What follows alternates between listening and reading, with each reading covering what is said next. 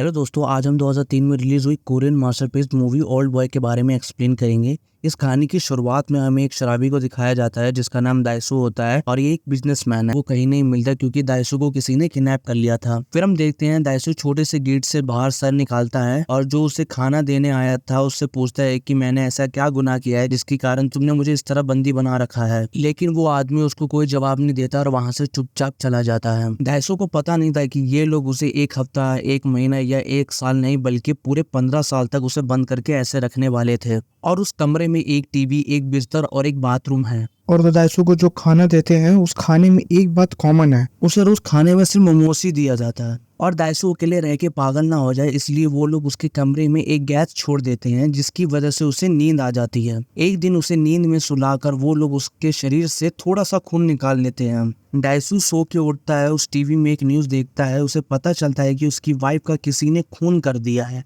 और इल्जाम दाइसू पर लग जाता है और पुलिस दाइसू को खूनी दोषी कर चुकी है क्योंकि क्राइम स्पॉट पर दाइसू के खून की बूंदें मिलती है। और ये सब देखकर दाइसू पागल होने लगता है और वह मुस्कुराने लगता है और वो मन ही मन कहता है, जब हम हंसते हैं तो पूरी दुनिया हमारे साथ हंसती है, लेकिन जब हम रोते हैं तो अकेले ही रोना पड़ता है। और दाइसू को धीरे धीरे रियलाइज होता है कि ये सन 2003 है और उसके लिए ये सब कुछ नया है। वह एक जगह बैठकर फिश टैंक को देखने लगता है। तभी उसके पास एक भिखारी आता है जो उसे एक फोन सेल और कुछ पैसे देकर कहता है, मुझसे कुछ भी नहीं पूछना क्योंकि मुझे कुछ भी नहीं पता। जब दाइसू कैद से छूटा तब से उसने कुछ भी नहीं खाया था। वह सालों से मोमोज खा के ही जिंदा था, इसलिए वह एक अच्छे से रेस्टोरेंट में खाना खाने के लिए जाता है। वहाँ उसकी मुलाकात मिडो से होती है जो उस रेस्टोरेंट की शेफ है। जब दाइसू उस रेस्टोरेंट में खाना खा रहा था तब उसके पास किडनैपर का कॉल आता है। किडनैपर दाइसू से बोलता है, तुम्हें कैसा लग रहा है आजाद होकर? लेकिन दाइसू उसे बार बार पूछता है, तुमने ऐसा मेरे साथ क्यों किया? लेकिन किडनैपर उसे कहता है कि वह अपनी जिंदगी में फिर से झांके और ठीक से सोचे कि वो कौन है। वो इतना बोलकर कॉल काट देता है। हम देखते हैं दाइसू बहुत थक गया था इसलिए वो खाते खाते बेहोश हो जाता है। जब उसकी आंख खुलती है तो वो खुद को एक लड़की के सामने पाता है जिसका नाम मिडो था। मिडो उसी रेस्टोरेंट में जॉब करती है और वह दाइसू की लिखी डायरी को पढ़ने लगती है जो दाइसू को बिल्कुल पसंद नहीं आता। अगली सुबह दाइसू अपनी खोई हुई बेटी को ढूंढने के लिए जाता है लेकिन उसे पता चलता है कि उसकी बेटी को किसी ने अडॉप्ट कर लिया है और वो अब कोरिया में नहीं रहती है। लेकिन उसे अभी तक पता नहीं है कि उसकी माँ का कत्ल दाइसू ने किया है। दाइसू कसम खाता है वो अपनी पत्नी के कब्र पर तब तक नहीं जाएगा जब तक उस कातिल को वो ढूंढ ना ले। दाइसू मिडो के साथ अलग अलग रेस्टोरेंट में जाता है वो खाना ढूंढने के लिए जो खाना उसे 15 सालों से खिलाया जा रहा था क्योंकि उसका टेस्ट वो कभी नहीं भूल सकता है। दाइसू को समझ आता था ये वही आदमी है जिसने उसे किडनैप किया था। और दाइसू और मिडो दोनों दाइसू के किडनैपर को ढूंढने की बहुत कोशिश करते हैं पर उन्हें उसके बारे में कुछ भी नहीं पता चलता। एक दिन दाइसू मिडो का मेल चेक करता है, उसे एवरग्रीन के बारे में पता चलता है। वही इस ईमेल के बारे में पता करने के लिए अपने दोस्त के पास जाता है और जुवान का एक साइबर कैफे है। जब वहाँ दाइसू जाता है और न्यू ईमेल आईडी बनाता है और अपने दोस्त को कहता है एवरग्रीन इस ईमेल आईडी के बारे में पता करो। दाइसू का दोस्त बोलता है, तुम कहाँ थे इतने टाइम से? दाइसू उसे अपनी पूरी कहानी बताता है। फिर दाइसू का दोस्त बोलता है, तुम्हें अपने के बीच किसी को ढूंढना चाहिए, उन्हीं में से कोई है जो तुम्हारे साथ ये सब कर रहा है। तभी दाइसू को मिडो के ऊपर शक होता है क्योंकि मिडो बिना किसी कारण के दाइसू की मदद कर रही है और दाइसू मिडो को बंदी बना देता है और उससे पूछताछ करने लगता है। तभी उसके दोस्त का कॉल आता है। वो कहता है कि उसने वो आईडी ट्रैक कर लिया है और मिडो और दाइसू दोनों एक रोमांटिक रिलेशनशिप में होते हैं और दोनों उस रात फिजिकल हो जाते हैं। ये दोनों जो फिजिकल होते हैं ना, ये उनकी सबसे बड़ी जिंदगी की बहुत बड़ी मिस्टेक होती है। बट उन दोनों को कुछ भी नहीं पता कि वो लोग फिजिकल हुए थे, उससे उनकी क्या जिंदगी पे इम्पैक्ट पड़ेगा। इसके बारे में आपको मैं वीडियो में आगे डिस्कस करूंगा। आगे हम शुरू करते हैं। जब वो लोग सवेरे उठते हैं तो उनके सामने एक बॉक्स रखा हुआ होता है जिसके अंदर उन्हें मिस्टर पार्क का कटा हुआ हाथ मिलता है।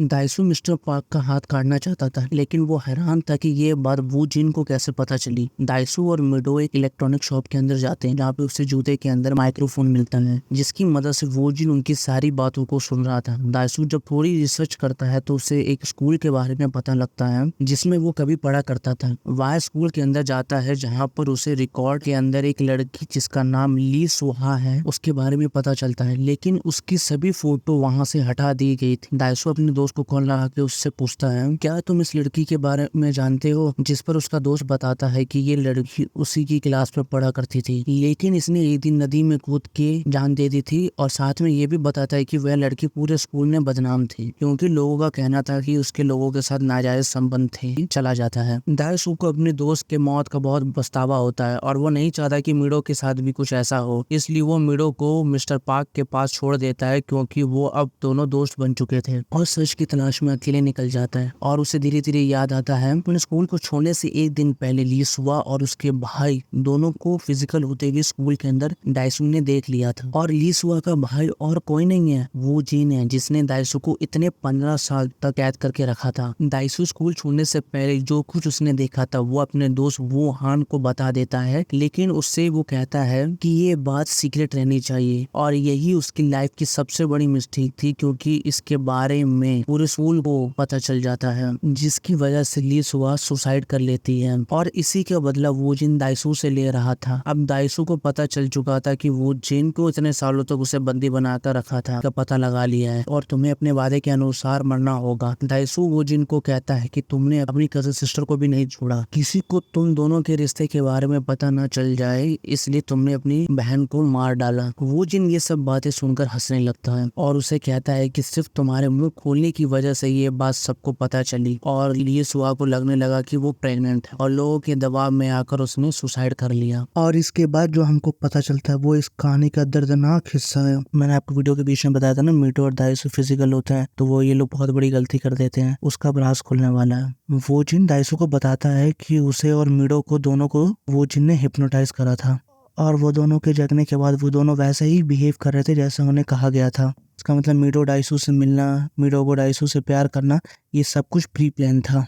वो जिन दाइसो को पर्पल बॉक्स की तरफ इशारा करता है और दाइसो को उसे खुलने के लिए कहता है और दाइसो को उस बॉक्स के अंदर उसकी फोटो, उसकी बीवी की फोटो और उसके बच्चे की फोटो मिलती है। और जैसे दाइसो धीरे धीरे पन्नों को पलटता है उसे पता चलता है कि मिडो और कोई नहीं उसकी बेटी है। उसके पैरों तले जमीन खिसक जाती है जब दाइसो को ये पता चलता है कि मिडो उसी की बेटी है जिससे वो प्यार करता है और मिडो के साथ वो फिजिकल भी हो चुका था। ये जानकर दाइसो की फट जाती है और वो आग बबूला हो जाता है। वो वोजिन पे जाके हमला करने वाला था, तभी बीच में वोजिन का बॉडीगार्ड आ जाता है और वोजिन का बॉडीगार्ड उसे बहुत मारता है। इससे पहले दाइसो को वो बॉडीगार्ड मार पाता, वोजिन अपने बॉडीगार्ड को खुद ही गोली से मार देता है। वोजिन मिस्टर पार्क के पास कॉल लगाता है और हमें पता चलता है कि मिस्टर पार्क वो जिनसे मिला हुआ है। मिडो के सामने भी सेम वही बॉक्स रखा हुआ था जो दाइसो के सामने रखा गया था। दाइसो मिडो को कहता है चाहे कुछ भी हो जाए वो बॉक्स को तुम बिल्कुल भी मत खोलना। दाइसो वोजिन को कहता है अगर मिडो को इसके बारे में पता चला लेकिन वो उसके टुकड़े टुकड़े कर देगा। और अगले ही मिनट वो बहुत बुरी तरीके से दाइसो टूट जाता है अंदर से।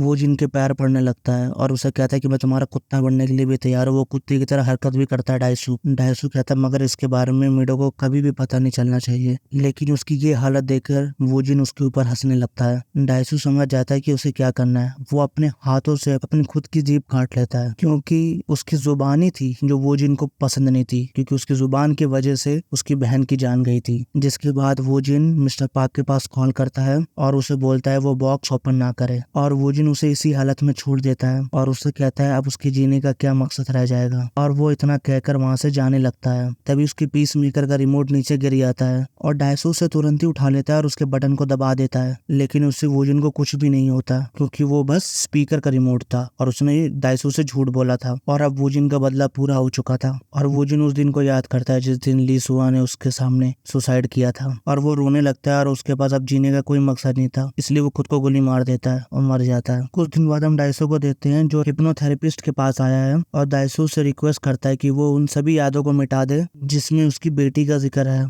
लेकिन उस थेरेपिस्ट उससे कहती है ये हिप्नोसिस तुम्हें फील भी हो सकता है, लेकिन बस किसी भी तरह दाइसो बस उन बुरी यादों को भूलना चाहता था। वो थेरेपिस्ट उसकी यादों को मिटा देती है और जब उसे होश आता है तो दाइसो वहाँ पर अकेला था और मिडो तलाश करते करते उसके पास आ जाती है और दाइसो के गले लग जाती है और दाइसो के चेहरे पे एक स्माइल आ जाती है। लेकिन हम देखते हैं कि वो धीरे धीरे रोने लगता है। इसका ये मतलब है कि हिप्नोटिज्म फेल भी हो सकता है और दाइसो को अभी भी सब कुछ याद है। और इसी के साथ ये मूवी यहीं पर खत्म होती है।